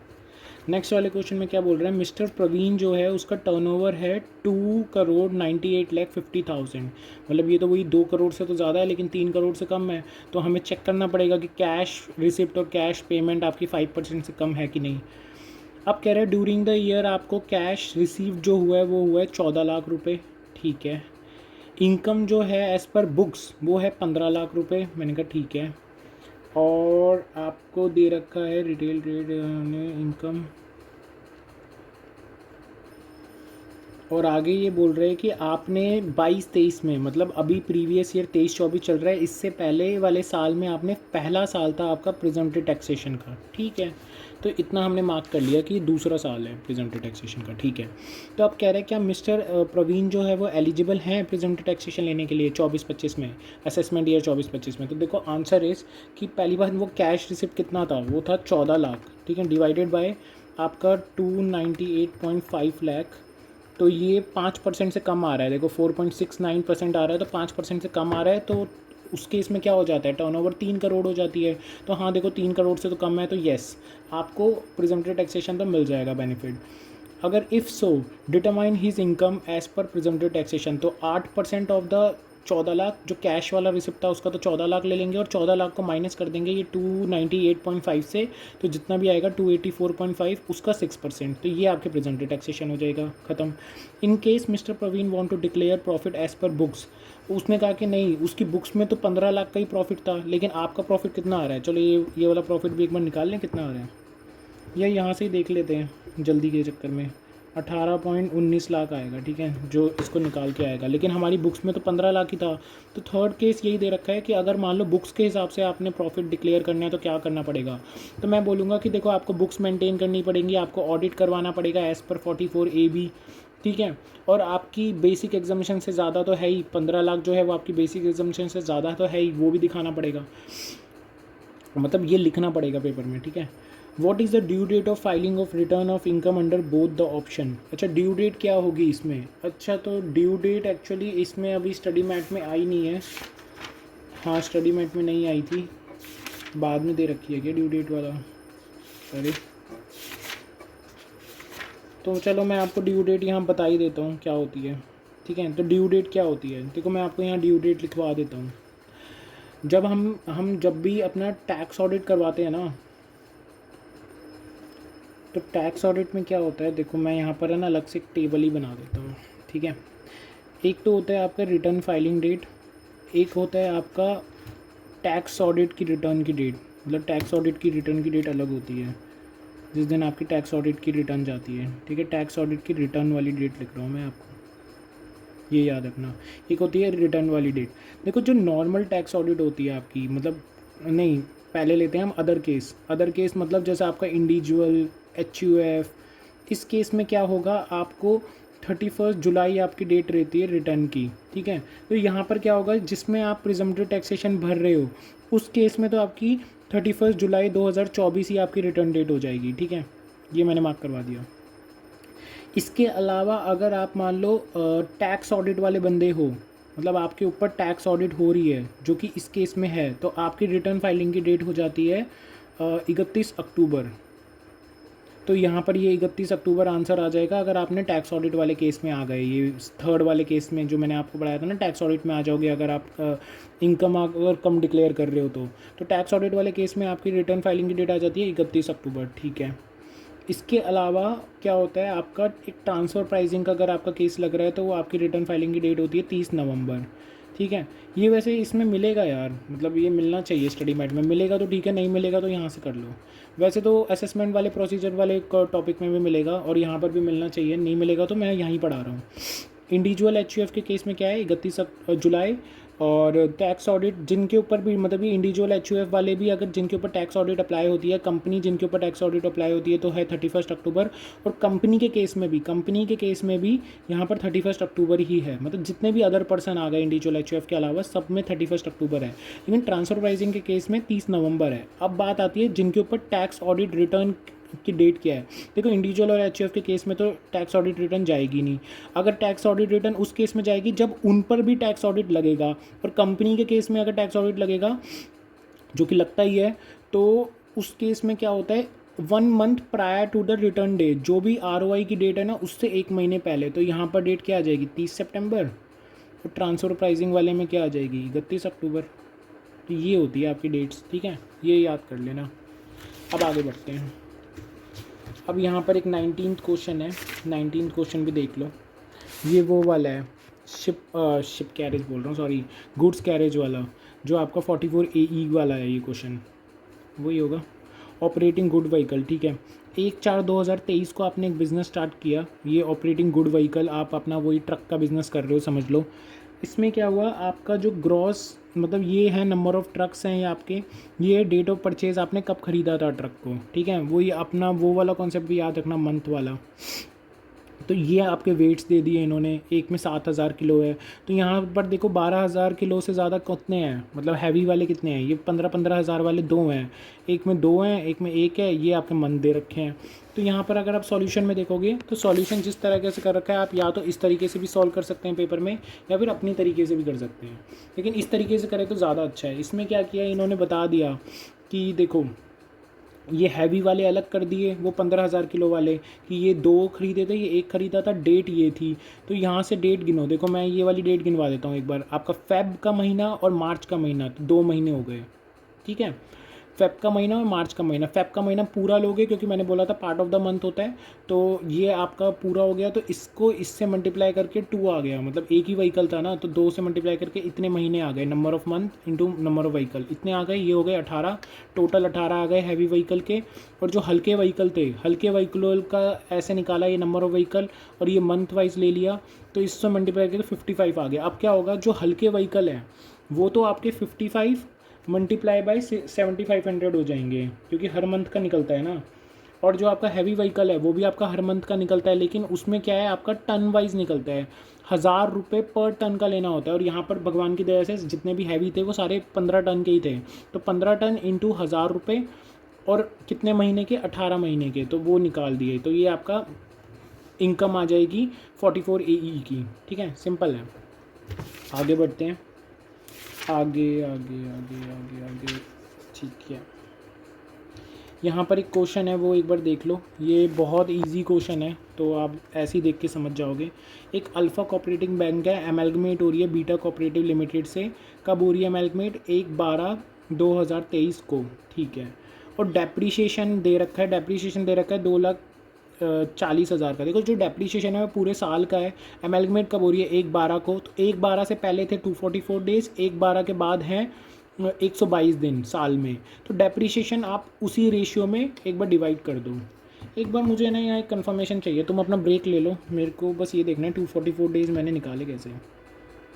अप्रैल में 30 महीने, मई, जून, जुलाई, अगस्त, सितंबर, अक्टूबर,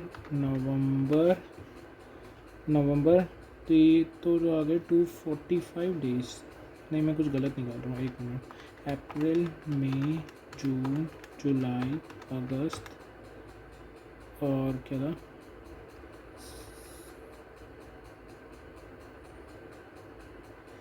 अच्छा सितंबर में 30 ही दिन होते हैं, अक्टूबर नवंबर में 30 दिन, तो ये आ गया 244 डेज़। तो 244 डेज़ तो हो गए पुरानी कंपनीज़ में, और 1/12 में अमेलगमेट होता है, 1/12 को इंक्लूड करते हुए बाकी के दिन हो जाएंगे दूसरी कंपनी के। तो इससे इसको डिवाइड कर दिया, ये 2,40,000 को देखो मैंने यहाँ कर रखा है कि 1,60,000, और इसमें इस रेशियो में करोगे 244 122 में, तो इस रेशियो में डिवाइड हो जाएगा। ये आसान था, मतलब इसको तो मैंने इतना इंपॉर्टेंट कुछ भी मार्क नहीं किया। एक क्वेश्चन है यहाँ पर इसका, टी कॉफ़ी रबड़ वाले का। टी कॉफ़ी रबड़ वाले में देखो मैंने आपको पहले ही पढ़ा दिया था इस चैप्टर में, जब आपको आई थिंक पार्ट 1 या पार्ट 2 में होगा, वो ये पार्ट 3 है, पार्ट 1 में होगा। तो टी कॉफ़ी रबड़ की मैंने आपको पूरा इनकम का करवा दिया था। उसका एक क्वेश्चन यहाँ पर देख लेते हैं। इसमें क्या कह रहे हैं, देखो जो रबड़ वाला होता है ना, नहीं मैं इसको ऐसे लर्न करवाता हूँ। एक तो होती है बिजनेस इनकम और एक होती है एग्रीकल्चर इनकम। आप बिजनेस इनकम लर्न करवा रहा हूँ, एग्रीकल्चर इनकम 100 से माइनस कर देना तो वो एग्रीकल्चर इनकम आ जाएगी। सबसे पहले देखो इसकी कहाँ गया, कॉफ़ी की। एक होती है coffee grown and cured by the seller, एक होती है ग्रोन भी किया, क्योर भी किया, रोस्ट भी किया, ग्राउंडेड भी किया। ये ले लो नॉर्मल कॉफ़ी, ये ले लो अच्छी वाली कॉफ़ी। मन में लर्न करवा रहा हूँ यार। तो सबसे पहले लोग कॉफ़ी, जो कि आपकी नॉर्मल वाली कॉफ़ी है, उसका बिजनेस इनकम होता है 25%, रबड़ का होता है 35%, 25 में 10 प्लस किए 35, और आपका अच्छी वाली कॉफ़ी और चाय का होता है 40%। ये याद कर लो, ठीक है। बाकी का होता है एग्रीकल्चर इनकम का। आगे क्वेश्चन देखते हैं। क्वेश्चन क्या कह रहा है, क्वेश्चन कह रहा है देखो, मैंने ये क्वेश्चन बहुत टाइम बाद देख रहा हूँ, तो ये मत समझना कि मेरे को रटे पड़े हैं। मैं हो सकता है अगर गलती हो जाती है कभी तो मैं बता देता हूँ, ठीक है, बट आपको गलत नहीं पढ़ाऊँगा, बस इतना है। देखो income from sale of latex, जो रबड़ प्रोसेस फ्रॉम रबड़, ये आएगा। मतलब लेटेक्स सेल कर रहे हो लेकिन प्रोसेस किससे हुआ है, रबड़ से, तो ये भी आएगा, रबड़ का है ना, तो ये आएगा। ग्रोन इन दार्जिलिंग, मतलब नहीं है दार्जिलिंग में चाय उगती है तो रबड़ भी उगता है वहाँ पर, ठीक है। तो 3 लाख रुपए आपका मतलब उधर का बिजनेस इनकम हो गया, ठीक है। आपने सेल करी है तो ये 3 लाख रुपए हो गया। सेल आपने कॉफ़ी करी है तमिलनाडु में 1 लाख रुपए की। इसके अलावा आपने अच्छी वाली कॉफ़ी करी है कहाँ पर, कोलंबो में, और कोलंबो में करी है। और जो सेल रिसीव हुई है आपको, मतलब सेल रिसीव हुई है वो आपको चेन्नई में हुई है, मतलब जो पैसे मिले हैं वो चेन्नई में मिले हैं 2.5 लाख रुपए, ठीक है। इनकम चाय आपने बेची है शिमला में, मतलब ग्रोन एंड मैन्युफैक्चर इन शिमला, शिमला में ग्रोन हुई थी 4 लाख की, ठीक है। ये आपका जो सेल हुई है ना आपकी, ये सेल हुई है कॉफ़ी की, लेकिन आपने ग्रो करी थी कोलंबो में, ठीक है। इसके अलावा आपकी income sampling seeds from nursery, आपकी कोई नर्सरी की भी सैम्पलिंग है, तो ये आपकी 80,000 रुपये की नर्सरी सैम्पलिंग भी आपका एग्रीकल्चर बिजनेस में आता है, ठीक है, ठीक है। अब देखो आपको करना क्या है, अब आपको बिजनेस इनकम और एग्रीकल्चर इनकम में वो करना है, सेग्रीगेट करना है। तो आपका जो ये लेटेक्स आपने बेचा था, किससे उगा था, वो रबड़ से आपने बनाया था, तो ये तो आपका 35% बिजनेस में आ जाएगा और बाकी का एग्रीकल्चर इनकम में आ जाएगा, ठीक है। इसके अलावा जो आपकी कॉफ़ी थी, आपने जो कॉफ़ी ग्रो करी थी, क्योर्ड करी थी इंडिया में, तो वो आप जो नॉर्मल कॉफ़ी है वो 25% आपका बिजनेस इनकम आ जाएगा, बाकी का एग्रीकल्चर इनकम आ जाएगा। जो अच्छी वाली कॉफ़ी थी वो आपका क्या नाम है, अच्छी वाली कॉफ़ी थी वो थी 2.5 लाख की, लेकिन अच्छी वाली कॉफ़ी तो 2.5 लाख की थी, लेकिन वो पूरी की पूरी 100% आपके बिजनेस इनकम में आएगी, एग्रीकल्चर इनकम में कुछ भी नहीं आएगा। अब आंसर इस क्यों भाई, अच्छी वाली कॉफ़ी में तो हमने पढ़ा था कितना था, सॉरी 40% था बिजनेस इनकम, तो ये 100% क्यों ले रखा है। तो भैया यहाँ ध्यान से देखो, ये आप ना, ये देखो, ये मैं जानबूझ के उस टाइम बोल नहीं रहा था, बार बार कोलंबो कोलंबो कर रहा था कि आपने सेल तो करी है अच्छी वाली कॉफ़ी, लेकिन आपने वो ग्रो कहाँ करी थी, ग्रो करी थी कोलंबो में। और मैंने ये भी बोला था कि आपको जो रिसीव हुआ है अमाउंट वो चेन्नई में हुआ है, और आगे लिखा भी है मैंने, वो मैंने बोला नहीं था कि ये मैटर नहीं करता चेन्नई में रिसीव हुआ है कहाँ रिसीव हुआ है, मतलब आपको भारत में रिसीव हुआ है, लेकिन आपने ग्रो तो बाहर करी है ना। और बाहर की कोई भी खेती, बाहर करी हुई कोई भी खेती आपकी एग्रीकल्चर इनकम नहीं मानी जाती है, तो आपकी ये पूरी की पूरी बिजनेस इनकम मानी जाएगी। सो सिंपल, सो सिंपल, पूरी की पूरी बिजनेस इनकम मानी जाएगी। आपने चाय उगाई है इंडिया में तो ठीक है, आप 40% बिजनेस इनकम ले लो, बाकी एग्रीकल्चर इनकम ले लो। सैम्पलिंग एंड सीडलिंग जो है आपका नर्सरी की, मैंने आपको क्या कहा था, ये आपकी पूरी एग्रीकल्चर इनकम मानी जाती है। अभी थोड़ी देर पहले ही बोला था कि जो सैम्पलिंग जो नर्सरी की होती है ये आपकी पूरी बिजनेस इनकम मानी जाती है, तो सॉरी पूरी एग्रीकल्चर इनकम मानी जाती है, तो ये पूरी की पूरी एग्रीकल्चर इनकम में चली जाएगी, बिजनेस इनकम निल हो जाएगी। ठीक है, आई थिंक ये आपको याद हो जाएगा। इसके आगे कुछ सिग्निफिकेंट केसेस हैं वो पढ़ लेंगे। सिग्निफिकेंट केसेस क्या क्या हैं, अगर मान लो आपका कोई मेन बिजनेस है वो लेटिंग ऑफ हाउस प्रॉपर्टी है, मतलब आपका जो मेन बिजनेस है वो आप हाउस प्रॉपर्टी को किराए पे चढ़ाने का काम ही करते हो, तो इसकी जो इनकम है वो पीजीबीपी में जाएगी, ना कि हाउस प्रॉपर्टी में। ठीक है, मतलब ऐसे तो हाउस प्रॉपर्टी में जाती है ना रेंटल इनकम, लेकिन आपका अगर बिजनेस ही रेंट पे चढ़ाने का है तो आपकी पीजीबीपी इनकम में जाएगी। सेकंड केस देखते हैं। सेकंड केस में बोल रहा है अगर आपने बैंक गारंटी के लिए एफडी करवाई, ठीक है, मैंने कोई बैंक गारंटी के लिए अपनी एक एफडी करवा ली, ठीक है, जो भी इंटरेस्ट इनकम आएगी एफडी पे वो आपके पीजीबीपी इनकम होगी, आईएफओएस नहीं होगी। वैसे क्या होता है, आपका जो भी आपकी इंटरेस्ट इनकम आती है एफडी पे वो आईएफओएस में टैक्सेबल होती है, राइट। लेकिन आपने कोई एफडी ही करवाई है बैंक गारंटी के लिए, मतलब आपने किसी को बोला कि मैं तेरे को बैंक गारंटी देता हूँ, अब मैंने बैंक गारंटी तो दे दी, मैंने कहा यार कल को बैंक वालों ने कहा कि नहीं नहीं तुम बैंक गारंटी के लिए है ना कोई एफडी करवा लो, या फिर मैंने ही अपनी एक एफडी करवा ली। वैसे तो कंपल्शन होता है, कंपल्शन बैंक की तरफ से ही होता है, उसने बोला कि एफडी करवा लो, मैंने कहा ठीक है एफडी करवा लेता हूँ, तो उसमें जो भी इंटरेस्ट आएगा वो मेरी बिजनेस इनकम मानी जाएगी। ठीक है, थर्ड केस देखते हैं। थर्ड केस में क्या बोल रहे हैं यहाँ पर, थर्ड केस में बोल रहे हैं depreciation shall allow to lessor even though asset is registered in the name of lessee, here lessor is beneficial owner. इस केस में ये हुआ था कि जो डेप्रीशिएशन है ना वो लेसर को ही मिलेगा, चाहे वो रजिस्टर हो लेसी के नाम से जो एसेट है, लेकिन फिर भी वो लेसर को ही मिलेगा डेप्रीशिएशन। इनकम टैक्स में क्या होता है मैं आपको बताता हूँ, इनकम टैक्स में लेसर को ही डेप्रीशिएशन मिलता है। ठीक है, और अकाउंटिंग स्टैंडर्ड जो हमारे थे ना एएस, उसमें भी हमारे लेसर को ही डेप्रीशिएशन मिलता था, लेकिन जो अब इंडेस आया है ना, इंडेस के हिसाब से जो डेप्रीशिएशन है वो लेसी को मिलता है, क्योंकि इंडेस कहता है कि असलियत में एसेट तो बाद में ट्रांसफ़र हो जाएगा लेसी को, तो वो इंडेस के हिसाब से होता है। और यहाँ पर जो आईसीडीएस है, ये आईसीडीएस का केस है, तो आईसीडीएस तो वैसे भी इसी चीज़ में लड़ते हैं, वो इंडेस और उसमें लड़ रहे होते हैं इनकम टैक्स में, तो इनकम टैक्स ही प्रिवेल करता है। इनकम टैक्स क्या कहता है, इनकम टैक्स कहता है कि डेप्रीशिएशन लेसर को मिलना चाहिए, तो यहाँ पर लेसर को ही मिल जाएगा। हेयर लेसर, यहाँ लेसर ही बेनिफिशियल ओनर है। हाँ, क्योंकि देखो जो इनकम टैक्स है ना, हमारे पहले अकाउंटिंग स्टैंडर्ड चलते थे, इनकम टैक्स भी उसके मतलब इनकम टैक्स भी उसको देखते हुए बनाए, मतलब दोनों साथ साथ ही बने हैं। और जो बात आते हैं ये आईसीडीएस तब प्रिवेल करता है जब हमारे इंडेस की बात आती है, क्योंकि इंडेस है ना इनकम टैक्स और अकाउंटिंग स्टैंडर्ड से अलग है, उसके अलग रूल्स हैं, वो हमारे बाहर के स्टैंडर्ड्स के हिसाब से बना रखा है। जो बाहर के जो हमारे गैप, मतलब गैप नहीं कहूँगा, बाहर के हमारे जो जीएफआरएस होते हैं, तो जीएफआरएस के अकॉर्डिंग हमने इंडेस बना रखे हैं, तो ऑब्वियसली उसमें डिफरेंस तो आएगा ही। तो इसलिए आईसीडीएस यहाँ प्रिवेल करता है, और आईसीडीएस यही कहता है कि इनकम टैक्स की बात सुनो, हमें इंडेस की बात नहीं सुननी। ये केसेस इतने इंपॉर्टेंट नहीं है। सिक्स केस पे आ जाओ। सिक्स केस क्या कह रहा है, आपके जो प्रीमिलरी एक्सपेंसेस हैं, ठीक है, एक मिनट, प्रीमिलरी एक्सपेंसेस में आपको याद होगा कि हमने पढ़ा था कि आपको कितना मतलब डिडक्शन मिलता है, तो वो मिलता है 5% of the cost of project और 5% of the capital employed whichever is lower. Lower होता है कि हायर होता है, एक मिनट ये देख लेता हूँ यार, हायर होता है। तो आपका 5% of the cost of project, 5% of the capital employed whichever is higher होता है। तो इस केस में ये बोल रहा है कि कैपिटल एम्प्लॉयड कैसे निकालते हैं, तो कैपिटल एम्प्लॉयड निकालते हैं share capital plus debenture plus long term borrowing, और ये शेयर कैपिटल में सिक्योरिटी प्रीमियम पार्ट नहीं होता है, तो ये तो हमने पढ़ लिया था वहाँ भी, तो यहाँ भी पढ़ लो, बस इस केस स्टडी में यही बोल रहा है, ये बंजर पेट्स वाला केस स्टडी है। इसके अलावा केस स्टडी नंबर 8 में आ जाओ। 7 वाला एक बार रीड आउट कर लेना, ठीक है। इसमें क्या है, bonus was ultimately paid to the employees before the due dates as per statutory requirement, therefore payment in respect of bonus is allowed as deduction. Bonus का डिडक्शन मिल जाता है, ठीक है, तो ये पढ़ ही लेना।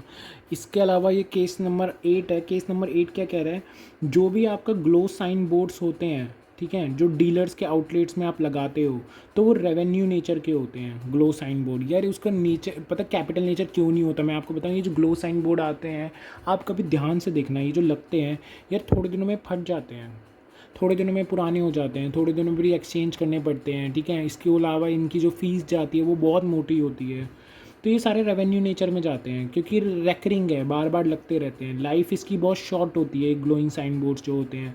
इसके अलावा ये होर्डिंग्स ये सब होते हैं, तो इनकी बहुत है ना, लाइफ भी शॉर्ट होती है। तुमने देखा होगा कि कहीं, जैसे मेरे आसपास एक वो खुला है, एक ठेका खुला था, ठेके के पास में उन्होंने एक पूरा पब खोल दिया था कैसेनोवा के नाम से। अब वो कैसेनोवा का पता नहीं कुछ कुछ भुज चुका है, अब वो पता नहीं कुछ और ही नाम लगता है जो कि मैं बोल भी नहीं सकता, ठीक है। तो बहुत अजीब सा प्रोनाउंस करता है वो। तो उसकी लाइफ बहुत शॉर्ट होती है, लाइट्स ख़राब हो जाती हैं, बारिश आ गई, कुछ हो गया, तो रिप्लेसमेंट हर साल चाहिए होता है। तो यहाँ पर रेवेन्यू खर्चा इसको माना जाता है और अलाउ कर दिया जाता है ग्लो साइन बोर्ड्स को, ठीक है। इसको रेवेन्यू खर्चा माना जाता है, इसको याद रखना, और अलाउ हो जाएगा एज एक्सपेंस। केस नंबर 9 में आ जाओ। ये कह रहा है एक्सपेंडिचर आपने इंकर्ड किया है issue and collection of debentures पे, मतलब आप डिबेंचर इशू कर रहे हो, उस पर आपका जो भी एक्सपेंडिचर लगा है, खर्चे लगे हैं डिबेंचर इशू करने के, तो वो रेवेन्यू एक्सपेंडिचर माने जाएंगे और वो आपका अलाउ हो जाएगा। और क्या दे रखा है, even in case of convertible debenture, that is debenture converted into share later, वो भी यहाँ पर आ जाएंगे, ठीक है। इसके अलावा केस नंबर 9 देखो, वो प्रिविलेज, अच्छा ये पीवीआर वाला है। पीवीआर वाले में कह रहा है कि देखो, feasibility study work conducted by SSC for existing business, study was abandoned without creating new asset and the revenue nature, ठीक है। अगर मान लो आपने अपने बिजनेस में कोई फीजिबिलिटी स्टडी करवाई, ठीक है, एग्जिस्टिंग बिजनेस में आपने कोई फीजिबिलिटी स्टडी करवाई कि ये चीज़ करनी चाहिए कि नहीं करनी चाहिए, और जो स्टडीज़ थी वो अबैंडन हो गई, उसने कोई नया एसेट नहीं बनाया। अगर नया एसेट बना देती तो वो हम कैपिटलाइज कर देते, लेकिन नया एसेट नहीं बनाया, वो अबैंडन हो गई, काम नहीं आई, तो जो भी आपने स्टडी करवाई उसको रेवेन्यू नेचर मान लो और ये अलाउ कर दो, ठीक है। इसके अलावा ये 11th वाले में क्या बोल रहा है, the source fund from which expenditure is made not relevant, ये वाला खुद पढ़ लेना, ये इतना इंपॉर्टेंट नहीं है, मैंने मार्क भी नहीं कर रखा इंपॉर्टेंट। इसके बाद 12 में आ जाओ। ये कह रहा है commission paid to the doctors for referring patient. भाई ये कह रहा है कि देखो क्या होता है, कई बार हॉस्पिटल्स में ना रेफरल फ़ीस दी जाती है कि भाई तुम रेफ़र कर दो पेशेंट तो रेफरल फ़ीस मिलेगी। पहली बात, ये क्राइम होता है, तुम ऐसे नहीं कर सकते हो। अगर तुमने सीए में, प्रोफेशनल एथिक्स में पढ़ा होगा कि हम सीएस भी ऐसे रेफ़र नहीं कर, मतलब रेफ़र ऐसे नाम ले सकते हैं कि हाँ इस सीए के पास काम करवा लो, लेकिन अपनी पब्लिसिटी और ये नहीं कर सकते। ऐसे ही डॉक्टर्स का भी होता है कि वो लोग, जैसे डॉक्टर्स कमीशन ले रहे हैं, कमीशन पेड टू डॉक्टर्स, क्योंकि डॉक्टर ने एक पेशेंट को डायग्नोसिस के लिए रेफ़र कर दिया था, तो ये अलाउ नहीं है। वैसे भी गलत है, ये प्रैक्टिस ही गलत है ऐसे रेफ़र करने की, ठीक है। करते हैं, काफ़ी लोग रेफ़र करते हैं, फालतू की चीज़ें जोड़ देते हैं। हार्ट का पेशेंट आया था, हार्ट की पेशेंट सर्जरी करते करते वो बोला कि अरे देखो तुम्हारी तो टांग भी ख़राब है, ठीक है, यहाँ रेफ़र कर रहा हूँ। या फिर ये रेफरल फ़ीस चलती है हॉस्पिटल्स में ज़्यादा, तो लूटने का पैसा बना रखा है, तो वो गलत है तरीका, तो वो अलाउ नहीं होता। ये खर्चा जो भी कमीशन फिर वो हॉस्पिटल दे रहा है उस डॉक्टर को, तो अलाउ नहीं किया जाता, क्योंकि वैसे भी क्राइम है। इसके अलावा देखो, किसी ने, एक बंदा है यहाँ पर शांति भूषण, उसने क्या किया, अपनी हार्ट सर्जरी करवाई अपनी खुद की, और उसने बोला ये मेरा बिज़नेस एक्सपेंस है। तो भाई कोर्ट ने कहा तू पागल वागल है क्या कि इसको तो बिज़नेस एक्सपेंस ले रहा है। तो वो कह रहा है कि हाँ भाई बिज़नेस एक्सपेंस है, अगर कल को मेरी हार्ट फेल हो गया और मैं मर गया तो इस बिज़नेस को चलाएगा कौन, तो ये मेरा बिज़नेस एक्सपेंस ही हुआ ना। तो ये केस बहुत लंबा चला, और ये आई थिंक हाई कोर्ट का केस होगा, हाई कोर्ट ITR दिल्ली, नहीं ये तो ये जो केस था ना, इसमें यही था कि अलाउ नहीं होगा एक्सपेंसेस, ठीक है, अभी के लिए यही कर लो। ब्राइब अलाउ नहीं होती है, नेक्स्ट केस स्टडी है कि ब्राइब अलाउ नहीं होती है। ब्रीच ऑफ लॉ अलाउ नहीं होता है, आपने कोई ब्रीच किया है लॉ का, देखो ब्रीच किया है किसी कॉन्ट्रैक्ट का तो वो अलाउ हो जाएगा। जैसे ए और बी ने कॉन्ट्रैक्ट किया, उसने बोला कि ये कॉन्ट्रैक्ट ब्रीच कर दिया तो मैं तेरे से इतना भुगतान लूँगा, वो आप माइनस कर सकते हो बिजनेस में। लेकिन आपने कोई लॉ तोड़ा, उसके लिए आप पेनल्टी पे कर रहे हो, तो वो अलाउ नहीं होगी, ठीक है। इसके अलावा है कि आपका TDS नहीं काटना था, नहीं काटा कोई बात नहीं। अच्छा कई बार क्या होता है, जैसे हम TDS काटना होता है, हम काट देते हैं, जमा नहीं करवाते, तो फिर आपको पता है 30% डिसअलाउ हो जाता है, और NR के केस में 100% डिसअलाउ हो जाता है। लेकिन इस केस में क्या हुआ था कि आप है ना ये सारे केसेस पढ़ लेना है, मैंने जो शॉर्ट में लिख रखा है क्या। और TDS नहीं काटना था, मतलब TDS काटना ही नहीं था और काटा भी नहीं, तो कोई बात नहीं। जब काटना ही नहीं था और काटा भी नहीं तो कोई बात नहीं ना, फिर उसमें क्या क्या लोगे।